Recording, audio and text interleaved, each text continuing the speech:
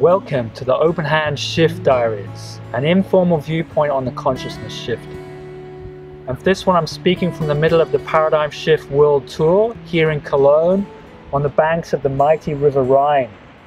And it seemed entirely appropriate to shoot it here because to me, it speaks of the power of Mother Nature, the majesty of Mother Nature, and how even though we might in society abuse Gaia, how she ultimately will reclaim herself. She traverses the mighty heartland of industrial Germany, and yet you still get the sense that really she's just holding the space for us to realize who we are.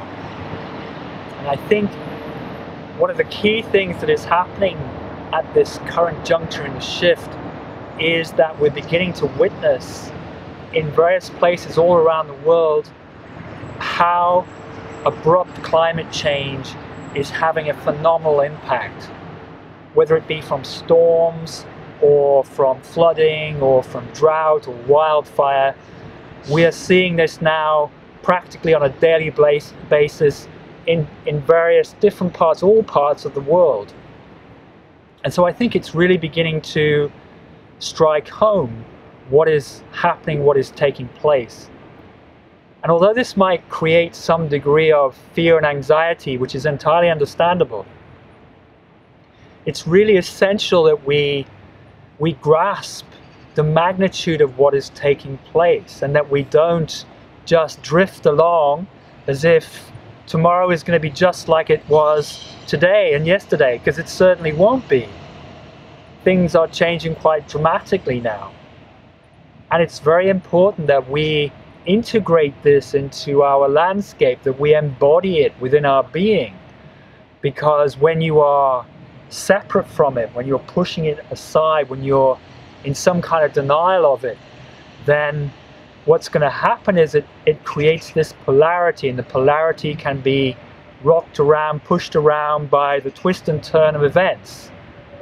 When you're at one with the movement, when you're feeling it, embodying it, allowing it to pass through you, then you pick up the nuances of the field. You get an understanding, a wider grasp of just what is taking place. That becomes a part of your landscape, and your soul can start to mediate through. And as it does, if you hit resistances, fears, worries, anxiety, well, you know exactly where to work, because these are the limitations, these are the gateways, the opportunities through which to work. You know, as we've said so many times, the path isn't all love and light. It's as we connect with the mainstream of soul, then it will pull on all of these places where we get identified, where we close down and get small. So it's crucial to embrace those, because there's the opportunity. We might not want to go there. We might want to pull away, and many people feel, I know, that the path is about feeling good, about moving into bliss and expansion, and surely that will come. However, it's by expanding through the gateways that we truly find that integrated sense of joy and at one-ment with everything. And so it's riding the flow through these contractions, riding the flow of the moment, turning into whatever comes our way, whatever presents itself, however inconvenient or unpleasant that might be. And what I'm finding incredibly refreshing and rewarding about the current tour is the intensity of it in a really positive way. Because people are realizing more and more the world over that now is the time. Now we really have to, take the opportunity all in.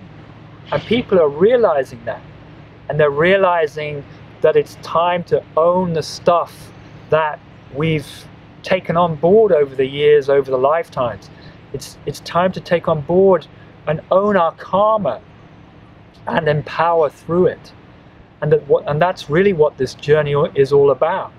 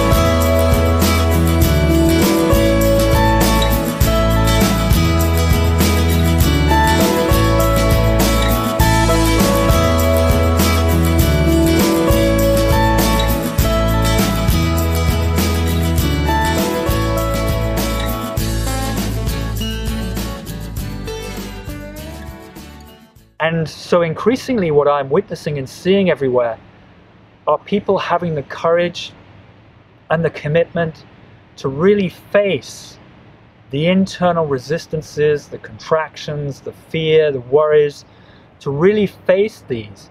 What has attached us to reality, what we've become invested in, where we need a particular outcome or are afraid of it going a certain way. You know, if I leave a relationship, or if I leave that job, or if I make these crucial changes in my behaviorisms, which I know my soul is inviting me to make, if I have the courage to do that, that really I'm actually not losing anything at all. Because I find as I shed those layers and really explore, infuse through, then the density falls away, you expand out, and now you're riding a higher vibrational flow through the circumstances, the situations of your life. And that's what the paradigm shift is really all about. It's not about distancing ourselves to somewhere removed from this reality. The important thing to realize is this reality is transforming into something new. And therefore, it's going to engage us with it. It's going to invite our transformation. And that means a progressive shift of behaviorisms, a progressive shift of beingness in all of the things that we do on a moment-by-moment basis. And more people are engaging in this now and seeing it that way and emerging through, and therefore picking up the shift, picking up the transformations. And as we do this, it's becoming tremendously rewarding to be a part of, to witness, a privilege to support and be a part of. So my encouragement is to dive all in, full on, to embrace what comes up. Begin it now. Start in this moment with what presents now. Feel the tightness. Get in, unwind it, explore what that is, and look for the nuggets of soul gold that were buried in the sediment of the stream. And if we do this, if we connect up, work in, and expand out, then surely we will find ourselves in the mainstream of this incredibly majestic flow, which is now rising. The tides are rising. You can feel it all around in the world. It's time to dive into the center stream of that and become a full, willing, committed part of the shift. And then it will be utterly majestic as we do this. So I encourage everybody everywhere to really seize the opportunity, seize the moment, and dive full in. I wish you well on the journey. Namaste.